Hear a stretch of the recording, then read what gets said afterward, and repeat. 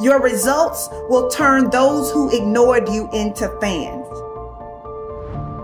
So don't slow your progress because you're trying to convince other people. Don't slow your progress because you're trying to drag too many people with you. Sometimes you're not hitting your goals because you are carrying the weight of those around you.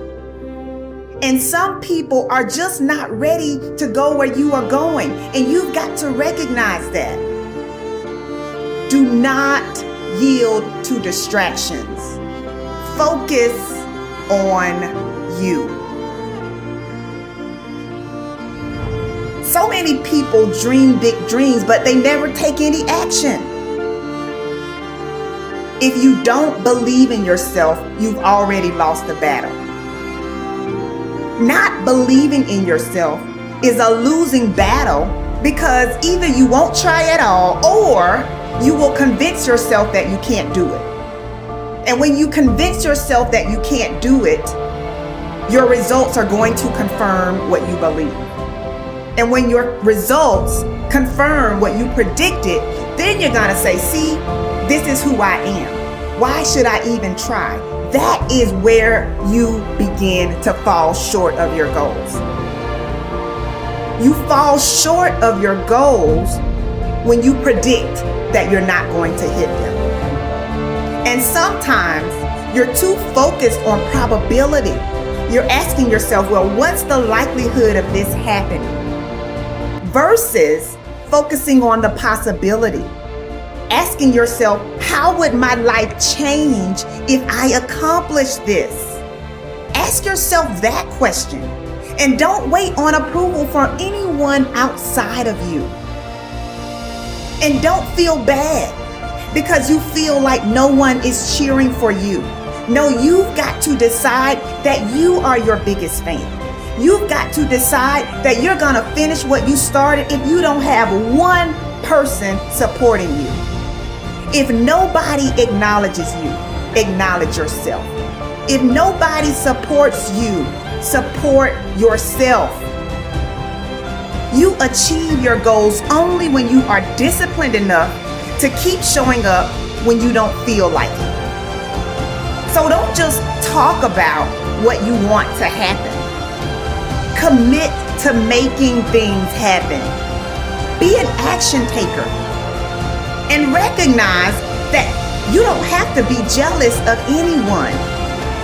You don't have to compare yourself to anyone because you have the ability to create the life you want. So how about this? How about you try comparing yourself to the person you were 30 days ago? Over the last 30 days, have you learned and implemented something new? Are you mentally and emotionally stronger than you were 30 days ago? Have you stressed yourself or have you pursued comfort? These are the types of questions that you should be asking yourself. Why? Because winning requires focus. Winning requires intention. It's not enough to just do physical strength training. Physical strength training is not enough. You also have to train your mind to handle stressful situations. You also have to increase your capacity to handle rejection and disappointment. Why? Because when you train your mind to be strong, you are less likely to quit when you encounter resistance. So what do you believe about you? How do you talk to you about you? Take a moment to think about what you've been saying to yourself about yourself. The good news is that your mind will believe whatever you tell it. So make sure that you are speaking your desires and not your fears. You get to choose how your mind serves you. You get to choose whether or not you will pursue peace or toss and turn at night because you're not seeing the results that you desire to see. Everyone is given 24 hours per day. Some people are super productive while others are not productive at all. Some people set boundaries while others allow distractions to slow them down. If you only remember one thing that I shared, I want you to remember the importance of valuing every moment that you are gifted. For many years, I didn't realize how valuable my time was. In fact, during my battle with depression, I would use every free moment that I had to myself to cry. It could be while driving my car. It could be during my lunch break. I had literally developed a habit of using my free time as an opportunity to think about just how unfair my life was. But one of the best decisions I've ever made was the decision to put in the work necessary to have a rewarding and joy-filled life.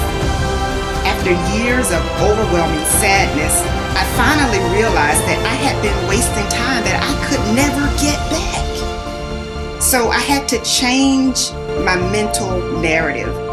Am I problem-free right now? Of course not. But I do understand that worry and unhappiness is a distraction.